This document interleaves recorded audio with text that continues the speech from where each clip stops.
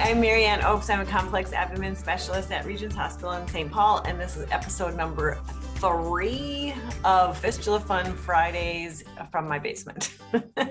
Today, we're going to talk about the ever important checklist. And so they seem super boring, but I think that it's really helped me to organize my plan of attack when I'm trying to take care of fistula patients, because, you know, unlike any other wound, the fistulas are the only ones that kind of can gush stool all over right in the middle of your wound care.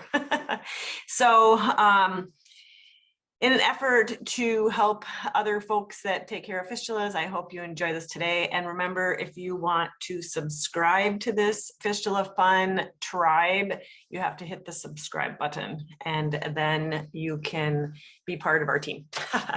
Okay. All righty then, episode 3, dressing change checklist. This is a complimentary episode that is building on episode 1, which was the pouch flange sandwich. Fun, nothing to eat. Episode 2, which was the hybrid dressing, making big wound managers into small wound managers. And then today, dressing change checklist, super easy. So this is my plan of attack. 60 minutes prior to a pouching change, I notify my surgical team, hey, I'm going to be dressings down in about an hour, just to kind of get their heads up. And then I like to have them give medications for anxiety, number 1, because these fistula dressing changes are repetitively painful for the patient. They're scary because, you know, a lot of times all of a sudden they'll just gush stool all over, and that's embarrassing as well. So much like a burn patient, it's important that we help their anxiety. And so I like to use like an oral Ativan. You can talk to your providers, figure out what would be best. And if needed, some oral pain medication. Really trying to get away from all narcotics, and for sure IV narcotics. Also, don't forget, we also want to decrease bowel function, right? We don't want the poop flying all over. So I love tincture of opium. If you give a good dose of tincture of opium an hour prior to, take away their drinks. They can't be drinking hot chocolate and other terrible things. Stop their tube feedings for an hour. That makes a huge difference in your success rate, because we really are trying to do these dressing changes just twice a week. And then 15 minutes prior, I put a gauze dressing down and put topical lidocaine on top of it. It has to be lidocaine elixir. It can't be the creams or the gels, because it makes your surface area too slippery. And then I make sure I collect all my supplies, because my goal is to never leave the room once I get there. And because, you know, you're always fighting with the fact that you could possibly have a big, you know, poop exchange. So you don't want to be stepping out. And then also I try and find a teammate.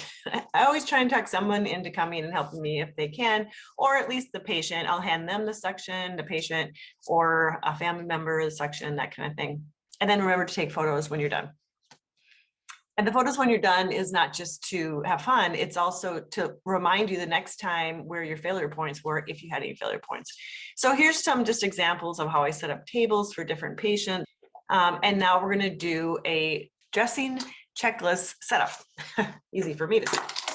So you can see I have everything kind of in order in how I'm going to use it. And so I think I'm going to stop sharing screen. There we go. Okay. So I try and keep everything in order in how I'm going to use it, because I don't forget a step, especially if I'm going to be putting down a contact layer or something where I absolutely can't forget it. So I have my gauze where I'm going to put my lidocaine on the wound. Vashe, I love washing Vashe on all my wounds, because it really helps the fungal and the, you know, just bacterial load. Let that dry. And then my new favorite is the Cavilon Advanced wand. You can put that on the skin that's broke down and the skin that's intact. Usually what's next for me is my barrier rings, and then paste. And then I cut the pouch and put the pouch on, and then another barrier rings, paste, powder, right? And then we're gonna do the edging with either these cute little rings on the edge.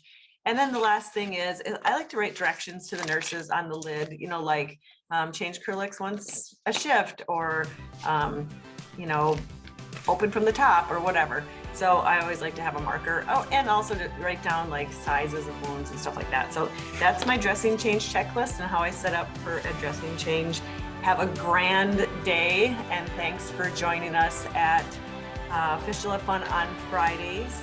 And remember, you can always go to complexwounds.com if you have questions or anything like that. And I hope this helped you on your next dressing change.